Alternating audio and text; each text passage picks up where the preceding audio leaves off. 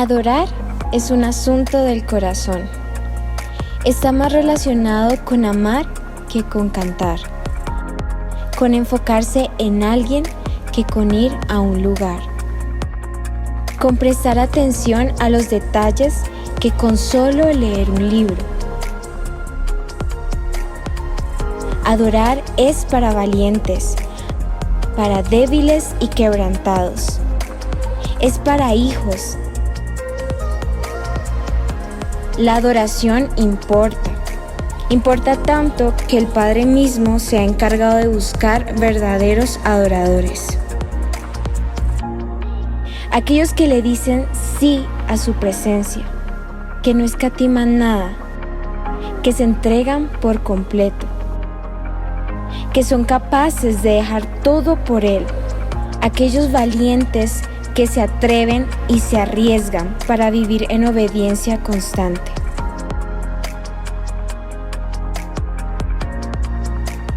Adoramos por lo que Él es, por lo que hace, porque es digno, porque es glorioso. Adoramos sin reservas, en asombro diario, en comunión constante. Adoramos porque lo necesitamos y porque somos amados. Adoramos para ser transformados y transformados a su imagen.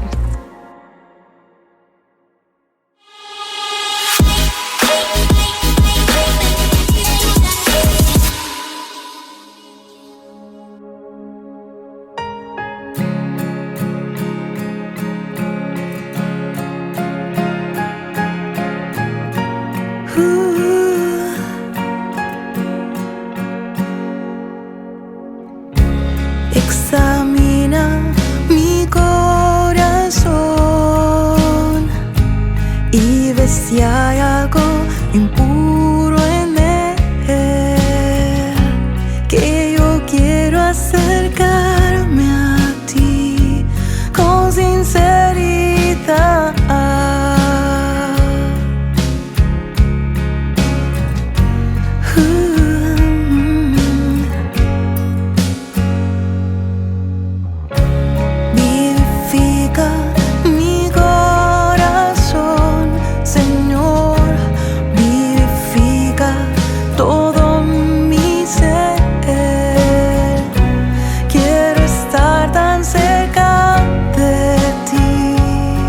Con tu luz alejar temor.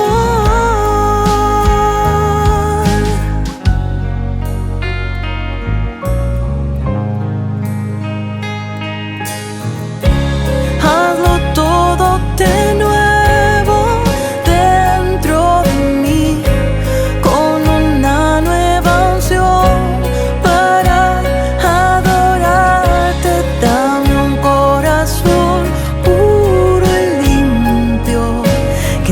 va a llegar a ti. Hago todo de nuevo dentro de mí, con una nueva unción. Sana todo mi ser, sacia mi corazón de amor, que tu luz resplandezca en mí. Resplandece, resplandece, oh, que tu luz resplandezca.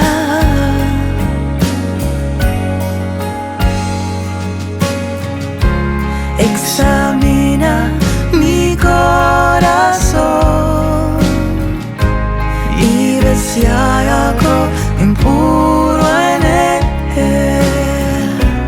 que yo quiero acercarme a ti con sinceridad.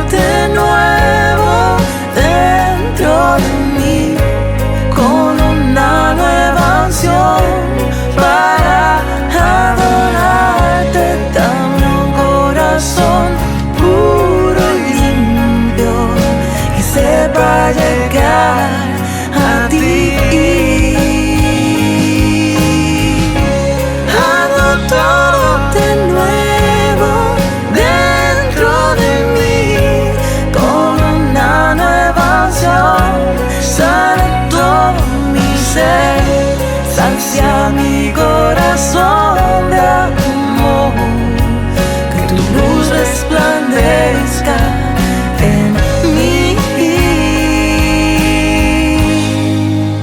Oh, oh.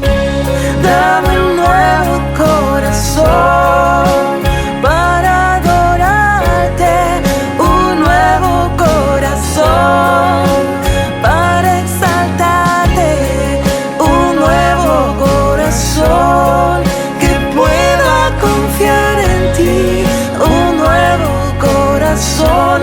Dame un nuevo corazón para adorarte, un nuevo corazón para exaltarte, un nuevo corazón que pueda volver a creer, un nuevo corazón.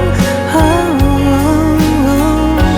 Dame un nuevo corazón. Oh, oh, oh.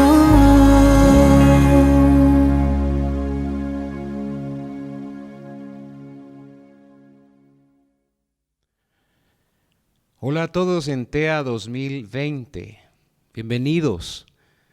Es un gusto para mí saludarles desde la ciudad de Bucaramanga, a todos ustedes, a adoradores, cantores, músicos, pastores, a toda la iglesia que se da cita en Transformados en Adoración 2020. Y con este marco tan especial que nos ha regalado el Señor este año, el tema de transformados a su imagen. Yo les pido que me acompañen en oración para pedir al Señor su bendición, su gracia para este tiempo. Vamos juntos a orar y luego nos dedicamos al estudio de la palabra de Dios bajo el tema a la imagen de su Hijo. Oremos. Padre nuestro, te damos gracias en el nombre de nuestro Señor Jesucristo por esta maravillosa oportunidad para reunirnos en tiempos de pandemia, providencialmente, a través del Internet. Gracias porque has provisto estos recursos y tecnología para que tu iglesia pueda seguir proclamando el Evangelio de Jesucristo en las naciones, para que podamos seguir adorando y glorificando a Cristo en todos los lugares de la tierra.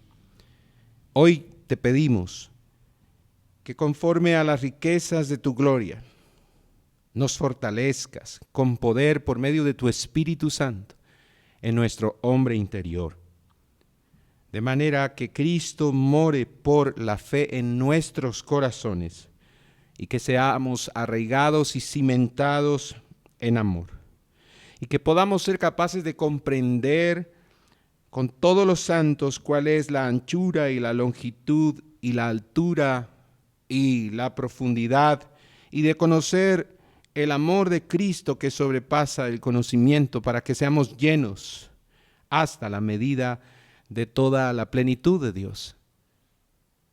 Te pedimos que nos concedas que seamos la iglesia en esta generación que te da la gloria, la iglesia que te glorifica en esta generación y en todas las generaciones y por los siglos de los siglos. Amén. Muy bien, mis hermanos, vamos a trabajar en esta oportunidad con el texto de Romanos capítulo 8, verso 29. Pablo escribe esta epístola a los romanos y dice de la siguiente manera en el verso 29.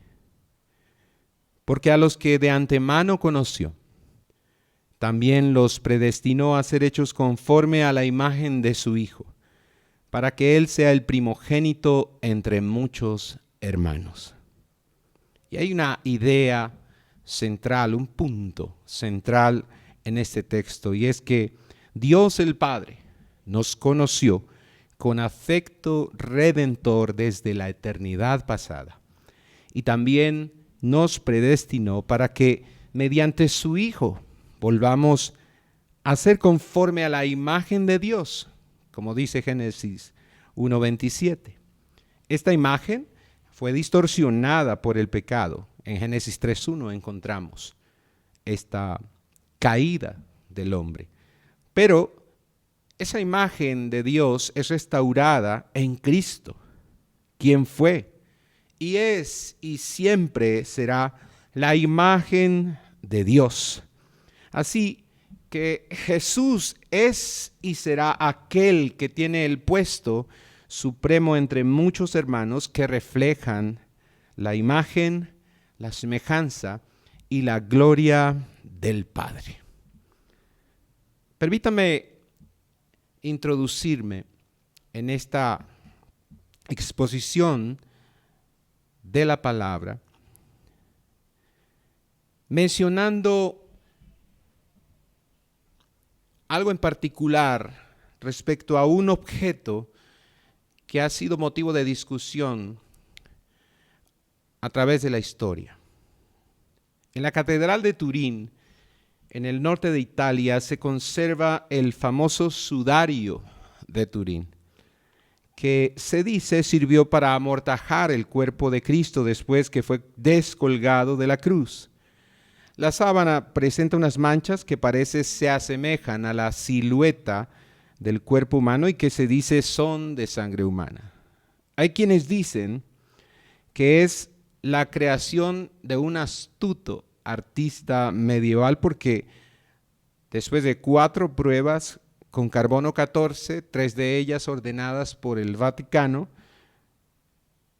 las pruebas ubican este sudario de Turín en la Edad Media, entre 1260 y 1390 después de Cristo. Otros alegan que su origen es demoníaco. Algunos creen que en realidad corresponde a la imagen de Jesucristo. De hecho, en 1958 el Papa Pío XII autorizó la imagen en relación con la devoción católica hacia la Santa Faz de Jesús. Escuche eso. 1958.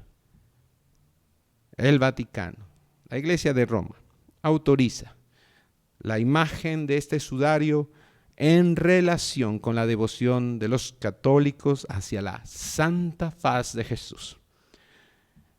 Yo no puedo decir ni pensar lo mismo acerca de este manto de Turín o sudario de Turín. Pero sí estoy seguro de una cosa, mis hermanos, de que no es la intención de Dios dejar la imagen de su Hijo en una pieza de tela medieval.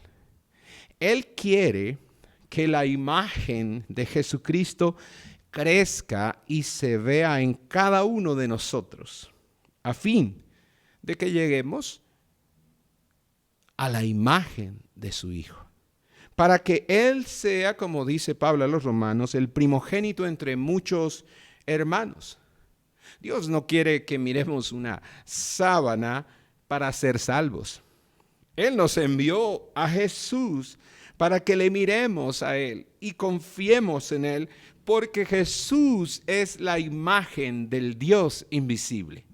Él es el único que puede restaurar en el hombre la imagen y semejanza de Dios que fue distorsionada por el pecado desde el Edén. Sin embargo, vivimos en una generación a la que muy poco le interesa ese tema del origen y tampoco le interesa el tema del destino. A las personas hoy simplemente no les importa debatir sobre teorías o religión. A la mayoría no les inquieta qué pasó ayer, mucho menos qué pensaba o hacía Dios antes de crear todas las cosas. A esta generación le importa solo el presente. Por ejemplo, muchos dicen: sinceramente, no quiero ser como Cristo por una sola razón, pastor. él nunca tuvo sexo. Él nunca supo lo que es estar gordo, ni enfermo. Y además, él era un hombre de 33 años que nunca se divirtió. Era tan aburrido y controversial que por eso lo mataron, pastor. Por eso yo no quiero ser como Jesús. No me interesa llegar a ser conforme a la imagen del Hijo de Dios. Pero déjeme darle otro ejemplo para que reflexionemos al introducirnos en el estudio de este verso tan glorioso. Verso 29 del capítulo 8 de Romanos. Si alguien viene y le dice, le voy a dar 2,000 millones de pesos, pues usted quizá tenga sospechas y dude. Pero, ¿qué tal si esa persona le muestra un viejo y arrugado testamento y le dice, mi padre lo conocía a usted? Él era muy adinerado y murió hace un tiempo y escribió en su testamento que usted debe recibir parte de su herencia, 2,000 millones de pesos. Usted le diría, qué pena, pero no siento ningún interés en cuanto al pasado, ni me importan las decisiones que otros toman en el pasado. No me inquieta conocer el contenido ni el significado de ese testamento. Quizá usted le diría, olvidémonos por tanto de los 2,000 millones de pesos.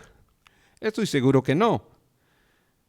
Bueno, cuando Pablo escribe, los que Dios conoció de antemano y predestinó a ser hechos conforme a la imagen de su Hijo, eso es 1,000,000 de veces más importante para su vida que una herencia de 2,000 millones de pesos.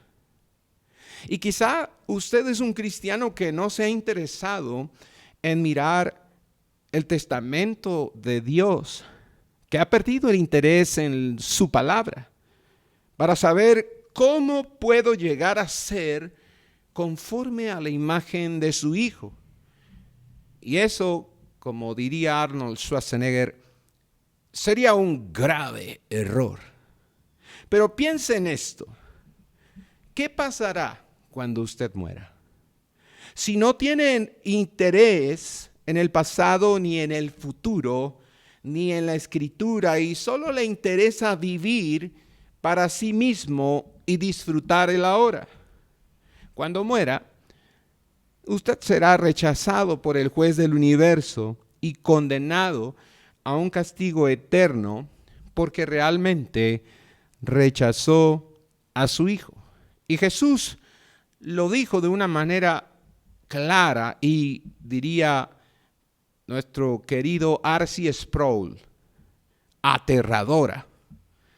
En Mateo 7, 21-23, dice Jesús de la siguiente manera: no todo el que me dice Señor, Señor, entrará en el reino de los cielos, sino el que hace la voluntad de mi Padre que está en los cielos.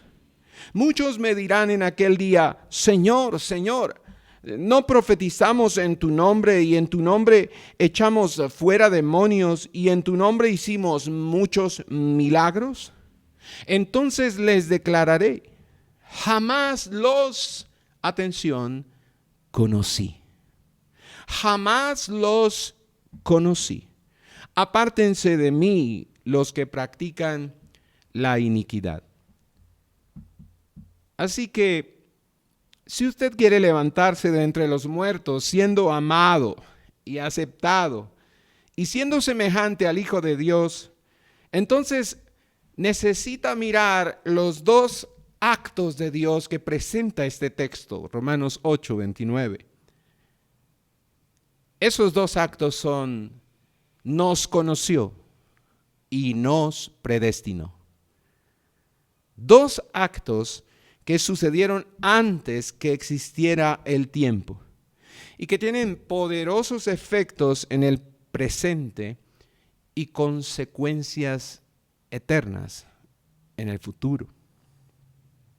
Así que vamos a estudiar Romanos 8, 29 en 3 movimientos, 3 puntos específicos. Número 1, el origen, ser amados. Número 2, el destino, la imagen de su Hijo. Y número 3, el propósito, la gloria de Dios. Primero, el origen, ser amados. El verso 29 de Romanos 8 en la parte A dice, porque a los que de antemano conoció. Hermanos, esta generación es la generación relativista moral, la generación de la posverdad. Y en el medio de esta generación está la iglesia. Y también sabemos que hay cristianos de la posverdad, cristianos relativistas moralistas. Todos deben saber, todos necesitan conocer con urgencia que el origen de nuestra existencia y de nuestra fe se remonta a la eternidad pasada, cuando el Padre, dice Pablo, nos conoció, nos amó primero. Desde antes de la fundación del mundo, cuando Él existía en una perfecta y gozosa relación de amor con su Hijo. Juan capítulo 17, verso 24 nos enseña esto. Jesús, orando por sus discípulos, dice, Padre, quiero que los que me has dado estén también conmigo donde yo estoy, para que vean mi gloria, la gloria que me has dado, porque me has amado desde antes de la fundación del mundo. Esto quiere decir que si el Hijo existía antes de la creación, no existía en soledad. Él existía en una relación de amor perfecta con el Padre. Y eso quiere decir que entonces nosotros fuimos hechos a partir del amor, para amar y ser amados. Para amar a Dios y para ser amados por Dios. Lo que le da significado, es decir, la condición de ser dignos de atención o de ser importantes para Dios, es que Él nos hizo a su imagen. Esto es lo que nos distingue del resto de los seres creados en el universo. Primera de Juan 4, versículos 8 y versículos 16 dice, Dios es amor. Dios es amor. Y entendemos por Génesis 1:27, que mencionamos anteriormente, que Él nos creó para parecernos a Él, a su imagen y conforme a su semejanza. Entonces la clave de nuestro origen está en el amor de Dios. La causa por la que todas las cosas fueron creadas es el amor de Dios. Si fuimos creados a su imagen y su naturaleza es amor, entonces la causa de haber sido creados y su conocimiento eterno de nosotros es su amor. Sin embargo, Dios no necesitaba crearnos. Dios no necesitaba crear a alguien para que le amara. Dios ya era feliz en sí mismo. Dios ya tenía una relación perfecta de amor con su Hijo. Dios ya era feliz antes de crear todas las cosas. Ahora, un Dios que estuviera solo, si no existiera el versículo 24 de Juan 17,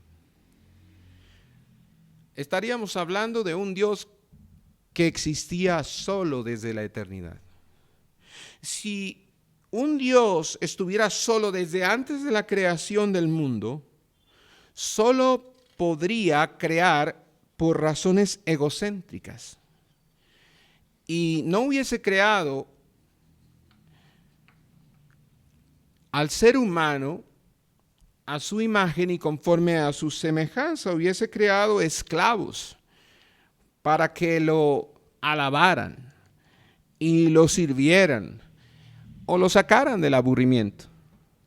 Su naturaleza no sería amor y nuestro destino no sería llegar a ser semejantes a Él. Pero este verso 29 que he dicho anteriormente que es un texto bíblico poderoso, glorioso. El verso 29 en esta parte A comienza con una conjunción lógica explicativa. ¿Por qué?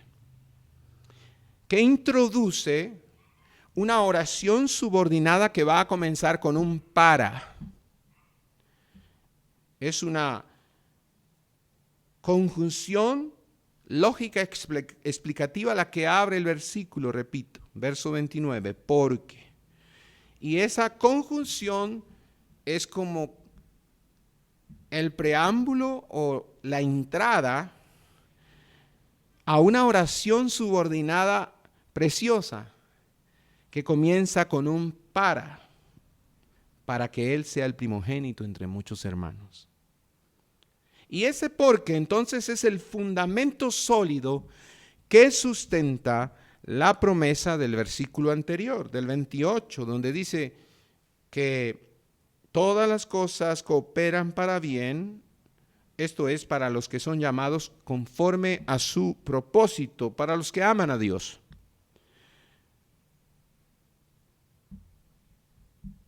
Esa declaración del verso 29 es la verdad que sostiene, es el fundamento sólido que sostiene la promesa del verso 28. Y no permite que caiga esa promesa y tampoco que nosotros caigamos. Entonces, sabemos que todas las cosas cooperan para bien a los que aman a Dios por una razón, versículo 29. ¿Por qué? Porque a los que de antemano conoció, también los predestinó a ser hechos conforme a la imagen de su Hijo. Y ahora viene el para que Él sea el primogénito entre muchos hermanos. Después, en el mismo verso 29, en esta parte A, Pablo utiliza el verbo conoció. Está conjugado en pretérito indicativo, que significa que está conjugado en un pasado perfecto. Es una acción que se realizó de manera completa, perfecta y que no le falta nada. Entonces Pablo dice a los que de antemano conoció. John Stott y John Murray dicen al respecto: conocer es utilizado aquí en un sentido práctico sinónimo de amor. Básicamente, conocer, ahí en el verso 29, es amar. A los que de antemano conoció es el equivalente a decir a los que de antemano amó. El conocimiento previo de Dios entonces es amor soberano y distintivo. Conocer aquí es casi lo mismo que dirigir el afecto hacia y escoger para uno mismo. Es lo que hace Dios en este verso. Conoció aquí no se trata de un mero conocimiento intelectual. No es mera omnisciencia divina. Se refiere a un activo deleite de Dios en aquellos que conocen. El verbo hebreo conocer expresa mucho más que mero conocimiento intelectual, expresa una relación personal de cuidado y de afecto. Así, cuando Dios conoció a los hijos de Israel en el desierto, lo que se entiende entonces es que se ocupó de ellos, que los amó. De hecho, Israel fue el único pueblo de todas las familias de la tierra al que Yahweh conoció, es decir, lo amó, lo eligió, lo creó y concertó con él un pacto. Y por eso es que Dios envía este mensaje maravilloso a través de Moisés a Faraón, diciendo en Éxodo 4, 22 y 23. Dice: Israel es mi hijo, mi primogénito, y te he dicho, deja ir a mi hijo para que me sirva, pero te has negado a dejarlo ir. ¡Wow! Y eso concuerda entonces con la gran declaración de Moisés al pueblo de Israel en Deuteronomio 7 y 8, que dice: el Señor puso su amor en ti y te escogió, aunque no eras el pueblo más numeroso, sino el más insignificante de todos. El Señor te sacó de Egipto y te redimió porque te amó. Es el mismo principio. La palabra griega para conocer, nuevamente aquí en el verso 29 de Romanos 8, es la palabra proginosko, que tiene el sentido bíblico de conocer íntimamente con amor e incluye la bondad de Dios. Este conocer de Dios, mis hermanos, lo vemos a través de todo el Antiguo Testamento. En Oseas capítulo 13, verso 5, dice Dios a su pueblo: yo te conocí en el desierto. Dios les está diciendo: yo te amé en el desierto, yo cuidé de ti en el desierto, te mostré mi bondad en el desierto, en tierra de sequedad. En Amós capítulo 3, verso 2, el Señor dice: solamente a vosotros he conocido de todas las familias de la tierra. Es decir, solamente a ustedes les he mostrado mi amor redentor. Les he cuidado, les he pastoreado, les he rodeado, me he ocupado de ustedes, les he hecho míos. A Jeremías, recuerde, le dice: antes que yo te formara en el seno materno, ¿qué cosa? Te conocí. De manera que Dios viene entonces revelándose de forma progresiva al pueblo, a su pueblo, que por amor escogió de entre todos los pueblos de la tierra a través de toda la historia del Antiguo Testamento. Y Dios finalmente revelará en el Nuevo Testamento, como Pablo escribe a los Efesios en el capítulo 3, el misterio de Cristo. Se lo dará a conocer a la iglesia, dice Pablo allí en ese capítulo, con el fin de que su infinita sabiduría sea dada a conocer por medio de la iglesia a los principados y potestades en las regiones celestiales. Y quiero explicar esto para concluir nuestro primer punto. Finalmente, toda la historia, la narrativa del Antiguo Testamento, que señalaba, que apuntaba a Cristo, se cumple en Cristo. Y ahora Pablo está de este lado de la historia, luego del cumplimiento de todas las promesas que son en él sí y amén, que son en Jesús sí y amén, porque se cumplieron en él. Ahora Pablo comprende toda esta gloriosa verdad, este misterio, y él dice que Dios nos ha dado a conocer el misterio que estuvo oculto por mucho tiempo, siglos y edades. Y ese misterio es el misterio de Cristo. Dios finalmente ha derribado una barrera que dividía a los judíos y a los gentiles. Y los ha unido mediante la sangre de su Hijo. Y los ha hecho un nuevo hombre, un pueblo. Lo llama en el Nuevo Testamento su iglesia.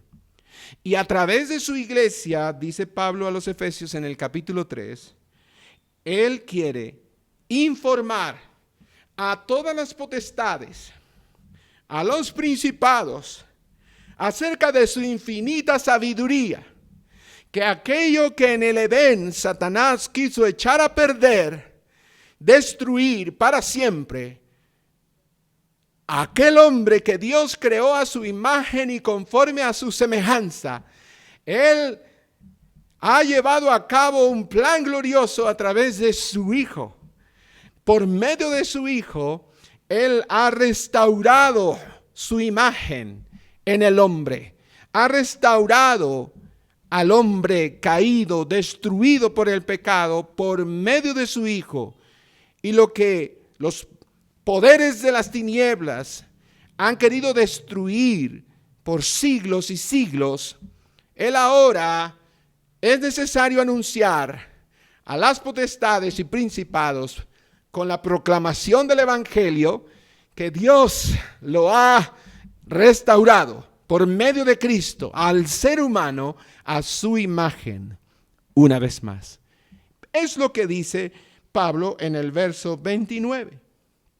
Porque a los que de antemano conoció, también los predestinó a ser hechos conforme a la imagen de su Hijo, para que Él sea el primogénito entre muchos. Aleluya.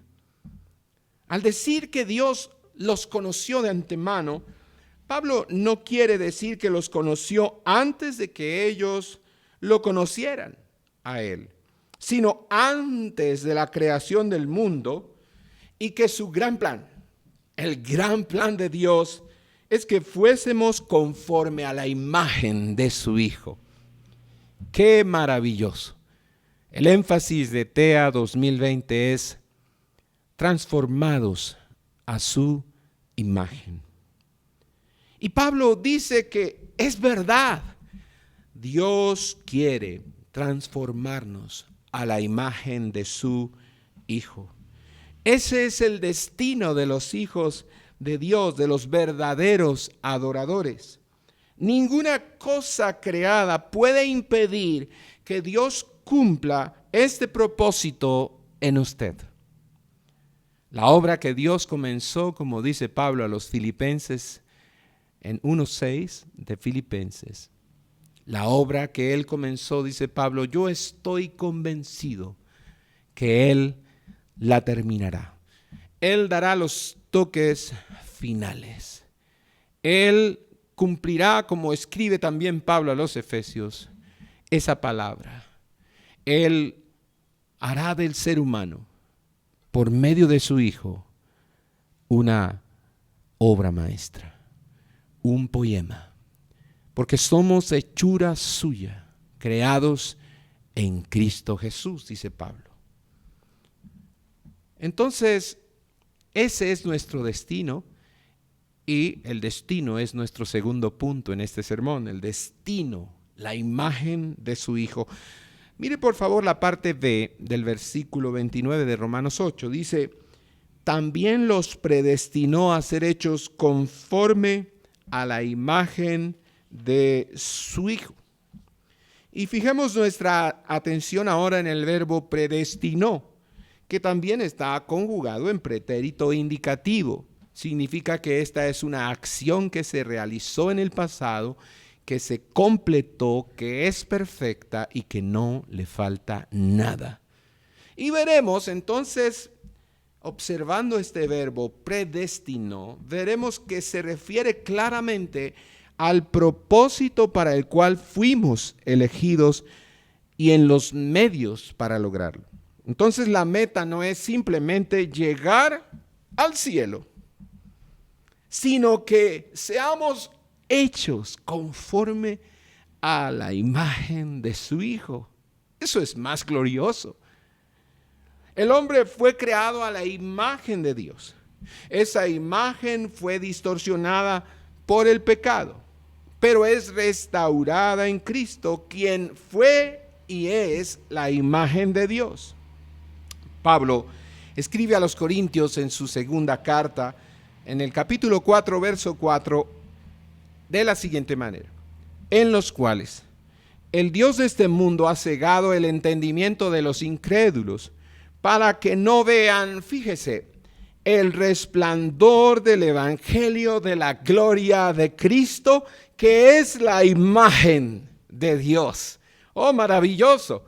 Jesús encarna la historia, encarna el mensaje y es el mensajero, es el evangelio mismo. Podemos decir que el evangelio es Jesús y Jesús es el evangelio, y Jesús es el resplandor del evangelio de la gloria de Cristo, dice Pablo, y Cristo es la imagen de Dios. Por eso él decía a sus discípulos cuando le preguntaron: muéstranos al Padre, él les respondió: el que me ha visto a mí, ha visto al Padre. También Pablo escribe a los Colosenses en el capítulo 1, verso 15, de la siguiente manera: Él, refiriéndose a Jesús, es la imagen del Dios invisible, el primogénito de toda creación. ¡Wow! Predestinó. ¡Qué gran verbo dentro de esta oración! Predestinó. Pero también los predestinó significa simplemente que, habiendo sido elegidos para Él y habiendo recibido su amor y cuidado desde antes que siquiera existiéramos, como lo dijimos en nuestro primer punto, entonces Dios también decidió nuestro futuro, a saber, que seamos transformados conforme a la imagen de su Hijo. Este predestinó significa decidir u ordenar desde antes del tiempo sobre el destino que tendremos. ¡Qué responsabilidad! ¡Qué maravilla de Padre tenemos!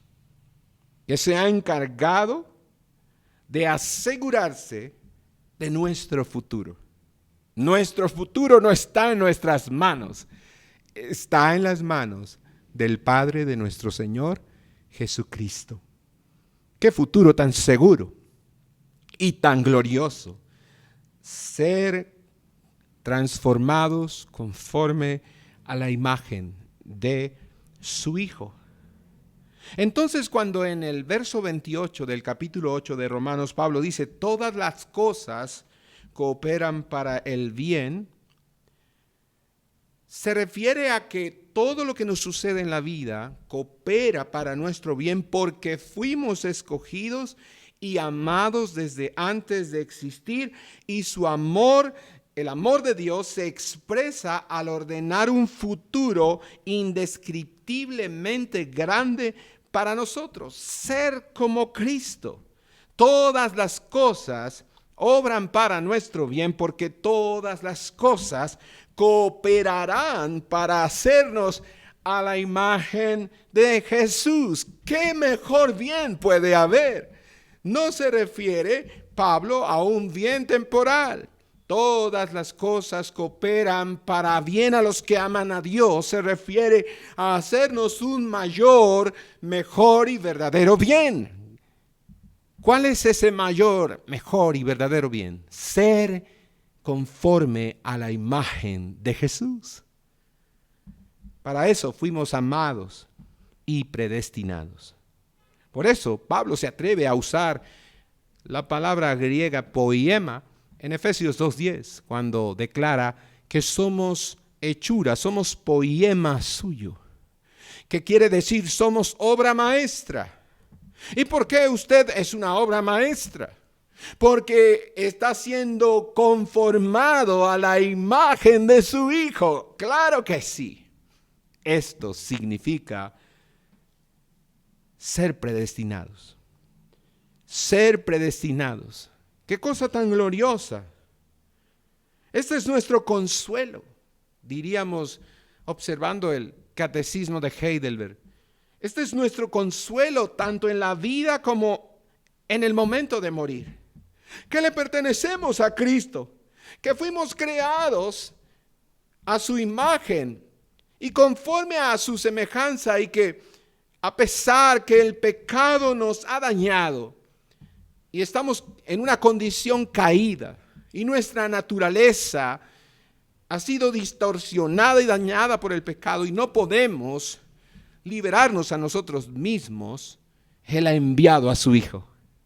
Él ha enviado a su Hijo para libertarnos, para salvarnos y para restaurarnos a su imagen. Y todo lo que pase en nuestras vidas cooperará para nuestro bien. Sirve entonces al propósito inicial de Dios. ¿Cuál es el propósito inicial de Dios?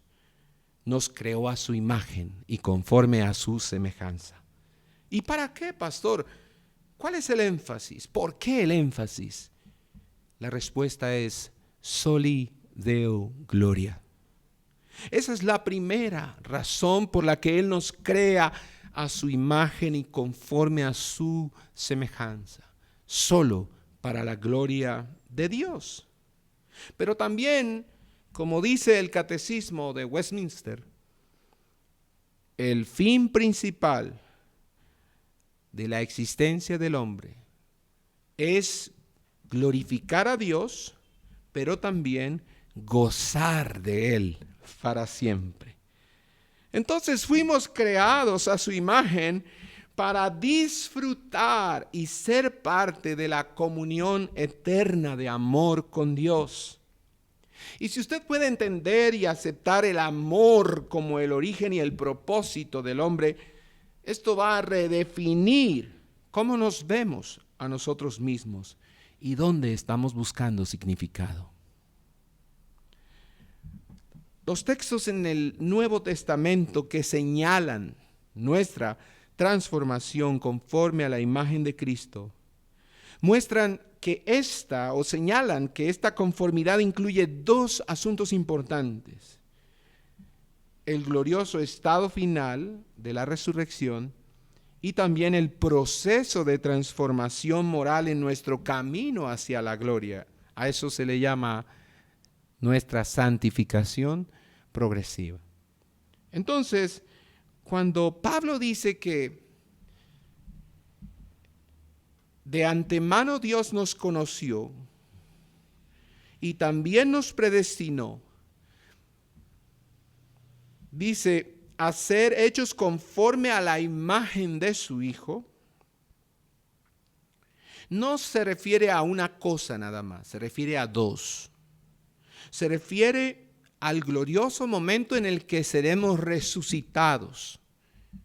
Y entonces allí seremos conforme a su imagen, porque recibiremos un cuerpo nuevo, incorruptible, y seremos semejantes a Él. Pero también se refiere al proceso antes de llegar a ese momento de la resurrección gloriosa de los muertos. Hay varios textos que quiero compartir rápidamente con ustedes en el Nuevo Testamento que señalan este proceso y señalan también el momento de la resurrección, los dos asuntos a los que se refiere ser hechos conforme a la imagen de su Hijo. Filipenses 3:10 dice, y conocerlo a Él, ese es el anhelo de Pablo, y conocerlo a Él, el poder de su resurrección y la participación en sus padecimientos. Y mire cómo dice Pablo al final, llegando a ser como Él en su muerte. ¡Wow!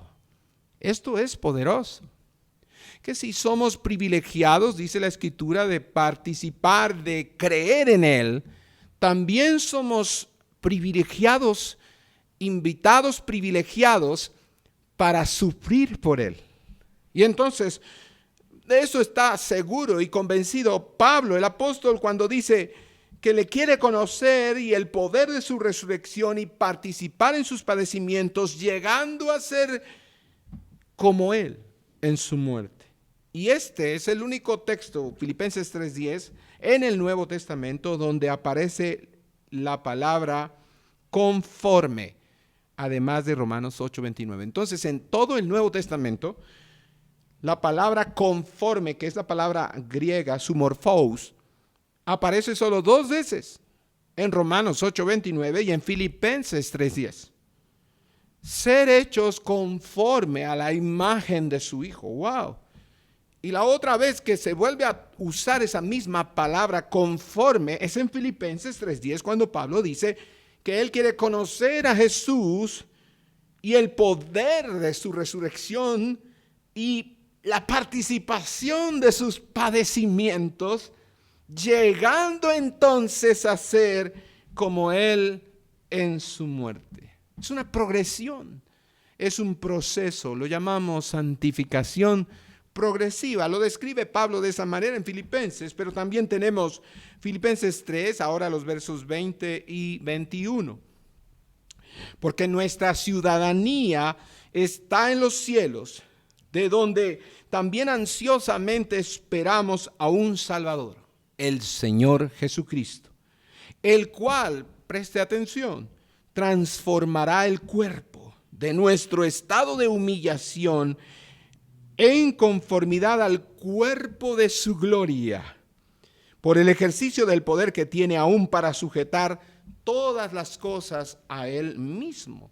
Pablo está convencido de que ser hechos conforme a la imagen de su Hijo implica el proceso de santificación progresiva y el momento de la resurrección, cuando nuestro cuerpo de humillación será transformado en conformidad al cuerpo de su gloria.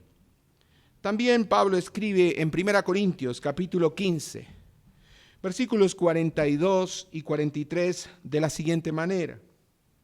Así es también la resurrección de los muertos. Se siembra un cuerpo corruptible, se resucita en un cuerpo incorruptible. Se siembra en deshonra, se resucita en gloria. Se siembra en debilidad, se resucita en poder. Y a partir del verso 47 en adelante, quiero que me acompañes en esta lectura poderosa. El primer hombre es de la tierra, terrenal, dice Pablo. El segundo hombre es del cielo. Se refiere a Jesús. Como es el terrenal, así son también los que son terrenales. Y como es el celestial, nuevamente hablando de Cristo, así son también los que son celestiales. Y tal como hemos traído la imagen del terrenal, traído quiere decir que hemos heredado desde Adán la imagen de un hombre terrenal, un hombre caído, un hombre con la imagen de Dios distorsionada por causa del pecado. Dice, y tal como hemos traído la imagen del terrenal, traeremos también la imagen del celestial. Seremos conforme a su Hijo. Esto digo, hermanos, que la carne y la sangre no pueden heredar el reino de Dios, ni lo que se corrompe hereda lo incorruptible. Así que les digo un misterio maravilloso. No todos dormiremos, pero todos seremos transformados. En un momento, en un abrir y cerrar de ojos, a la trompeta final, pues la trompeta sonará y los muertos resucitarán incorruptibles y nosotros, repite Pablo, seremos transformados, porque es necesario que esto corruptible se vista de incorrupción y esto mortal se vista de inmortalidad. Pero cuando esto corruptible se haya vestido de incorrupción y esto mortal se haya vestido de inmortalidad, entonces se cumplirá la palabra que está escrita: devorada, sorbida, es la muerte en victoria.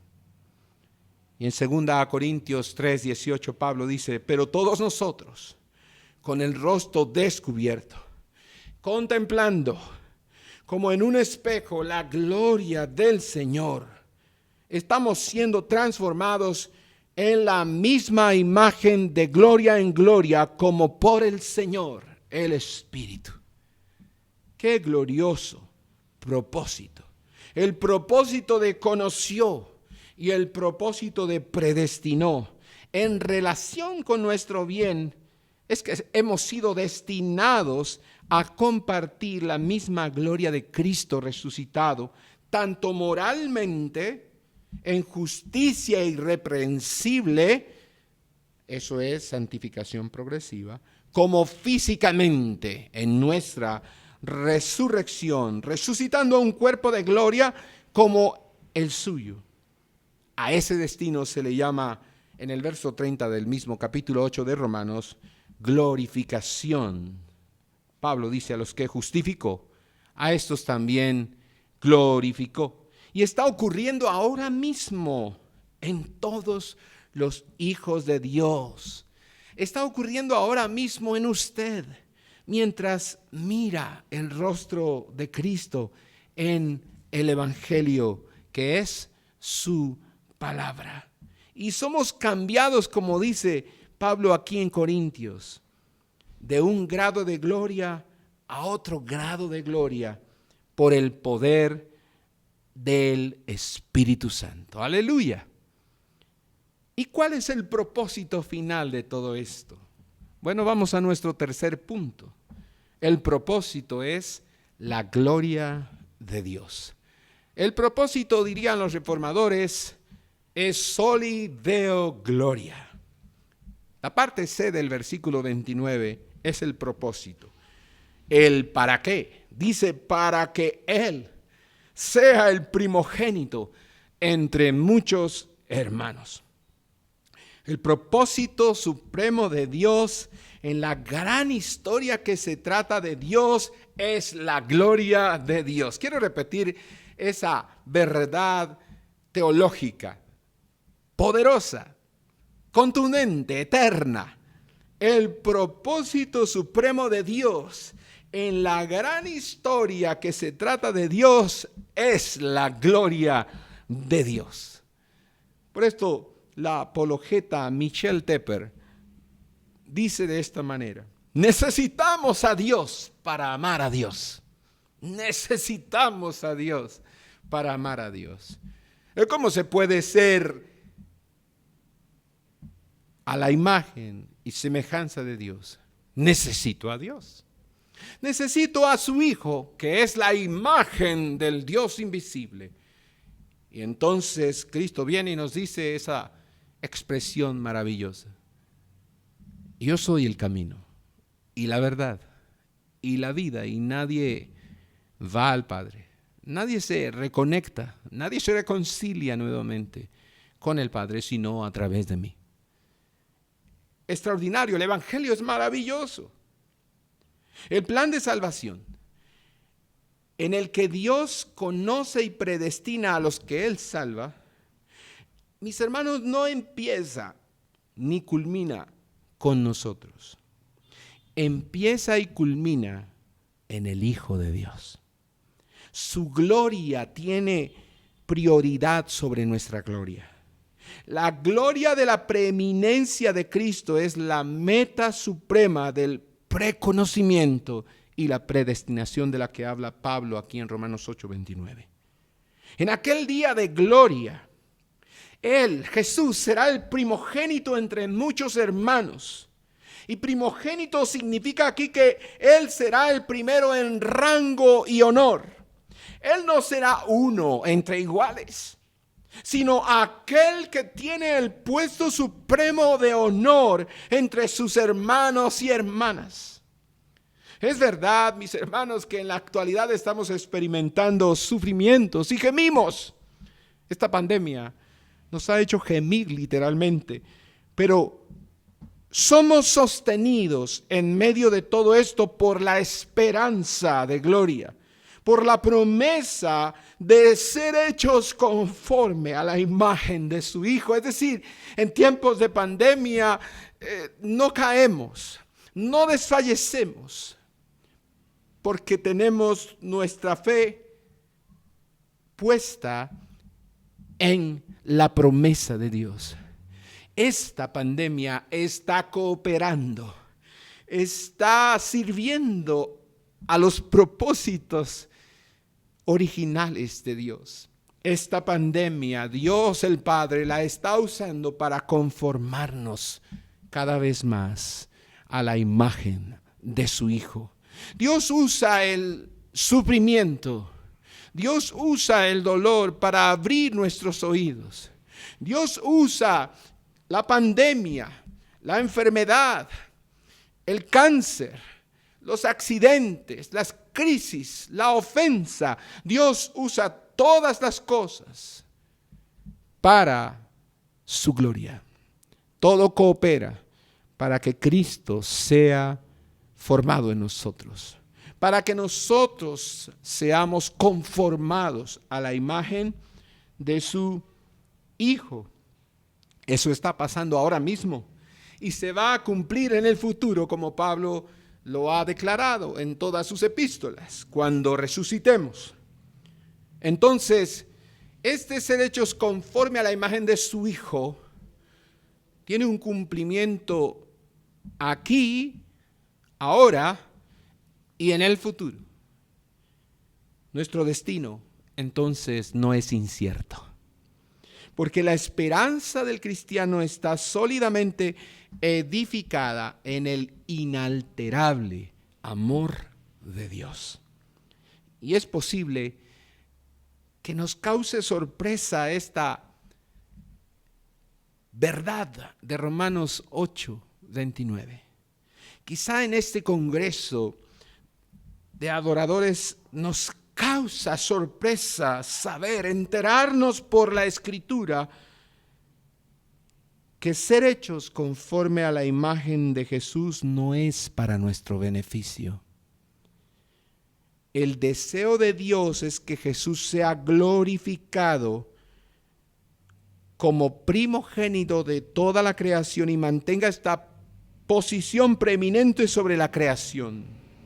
La Escritura nos recuerda hoy que aunque Dios nos ama de tal manera, como dice Juan 3:16, Él se ama a sí mismo más que a nosotros. Eso es lo que nos recuerda el Evangelio.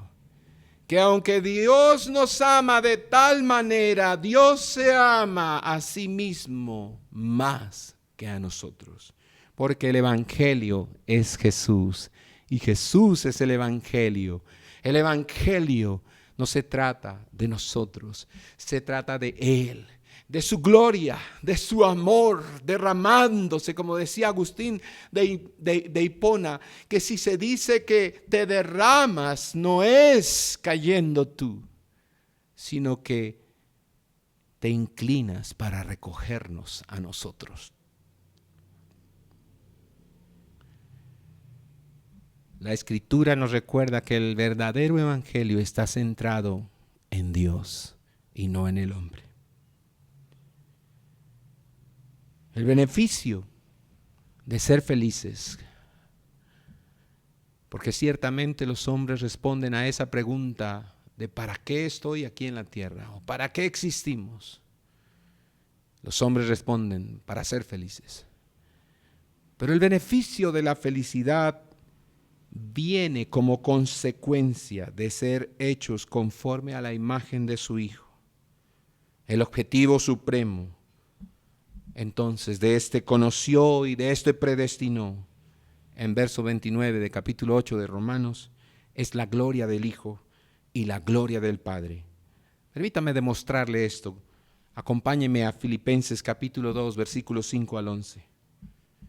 Pablo dice a la iglesia, a los creyentes, a los adoradores, a los verdaderos matetes, diría Mateo en capítulo 5, verdaderos discípulos de Jesús. En Filipenses 2, versos 5 en adelante, dice Pablo: Haya pues en vosotros esta actitud que hubo también en Cristo Jesús, el cual, aunque existía en forma de Dios, no consideró el ser igual a Dios como algo a que aferrarse, sino que se despojó a sí mismo, tomando forma de siervo, haciéndose semejante a los hombres, y hallándose en forma de hombre, se humilló a sí mismo, haciéndose obediente hasta la muerte y muerte de cruz. Por lo cual Dios también lo exaltó hasta lo sumo y le confirió el nombre que es sobre todo nombre, para que al nombre de Jesús se doble toda rodilla de los que están en el cielo y en la tierra y debajo de la tierra, y toda lengua confiese que Jesucristo es el Señor. ¿Qué cree? Para gloria de Dios Padre. Aleluya. En conclusión, Dios nos destinó para compartir la grandeza del Hijo, para que el Hijo fuera exaltado como el mayor entre los hijos de Dios. Dios nos destinó para compartir la gloria de Cristo, a fin de que la gloria del Hijo sea exaltada en los incontables destellos de su amor por aquellos que fueron hechos conforme a su imagen, a la imagen de su Hijo. Dios ha engendrado una familia eterna de millones de hijos conforme a su imagen, para que Cristo sea exaltado y honrado en medio de un pueblo redimido, y para que los redimidos sean eternamente felices en todo lo que Dios es para nosotros. ¿Por medio de quién? De su Hijo Jesucristo. El propósito de Dios al hacer todas las cosas para su gloria no contradice su propósito de crearnos para ser felices. Dios es más glorificado en nosotros cuando estamos más satisfechos en todo lo que Dios es. De manera que sí, amén, somos transformados a su imagen mientras le adoramos de este lado de la eternidad. El verdadero creyente está siendo transformado en adoración todos los días, y será transformado en el día de la resurrección para adorar. Fuimos redimidos por el Hijo para adorarle, para glorificar a Dios y ser felices para siempre. Quiero leerle las palabras de este poema, o una expresión poética de Paul Tripp, para concluir. ¿Qué aporté yo a tu mesa de salvación? No tenía justicia que ofrecer, fuerza que dar, sabiduría que presentar. No había nada que yo pudiera entregar para ganar tu favor. Me arrastré quebrantado hasta tu mesa, cansado, cargado y lisiado por mi pecado, mi culpa, mi debilidad, mi necesidad, mi orgullo, mi vergüenza. No tenía derecho a estar contigo, pero me levantaste y me pusiste en alto. Me alimentaste de nutrientes de vida y de gracia con tus manos cicatrizadas. Y no he dejado tu mesa de misericordia desde entonces. Oremos. Padre, te alabamos en esta hora y te damos gracias, porque tu Hijo Jesucristo es glorioso.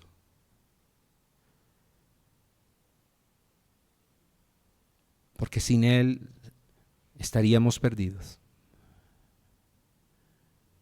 Pero gracias a Cristo, gracias a Jesús, tenemos de nuevo acceso al Padre. Podemos tener comunión contigo. En la medida que tu Espíritu Santo y tu palabra están formando en nosotros la imagen de Jesús, cada día podemos conocerte más y disfrutarte más y ser cada día más y verdaderamente felices. Te agradecemos por Jesús. Te agradecemos por conocernos desde antes de la fundación del mundo, por amarnos antes que existiéramos, por cuidar de nosotros, porque ahora mismo nos cuidas, nos preservas, irreprensibles, dice tu palabra, hasta el día de tu venida. Gracias por conocernos y gracias por revelarte para que podamos conocerte. Y no hay mayor ni mejor ni otra forma segura, sino a través de Jesús. ¿Quién habló? ¿Quién proclamó tu mensaje fielmente? Y todo lo que Él proclamó y enseñó está escrito. Y por eso tenemos ahora la palabra profética más segura. La palabra de Dios que nos enseña quién eres tú. Y cuando miramos en ella y nos deleitamos en ella y meditamos en ella y comemos de ella y nos sumergimos en ella cada día, tú nos estás transformando como de gloria en gloria. Gracias por la obra que estás haciendo ahora mismo en nosotros, por medio de tu palabra y de tu espíritu. Y gracias sean dadas a Dios, porque un día nos levantarás de la muerte, resucitaremos y recibiremos cuerpos incorruptibles semejantes al tuyo. Y entonces se cumplirá completa y absolutamente esta palabra. Seremos conforme a la imagen de tu Hijo. Y te seguiremos conociendo y disfrutando y glorificando y adorando para siempre. Gracias te damos, Señor. Amén.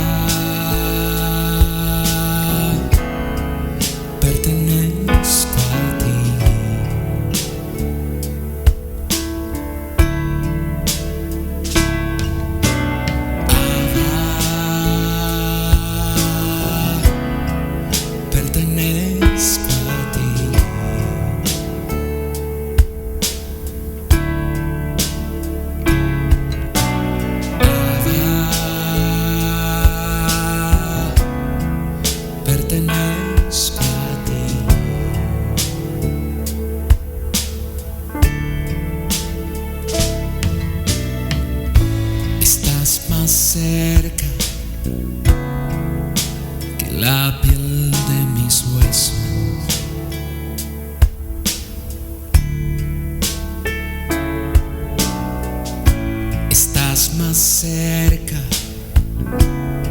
que este canto en mis labios.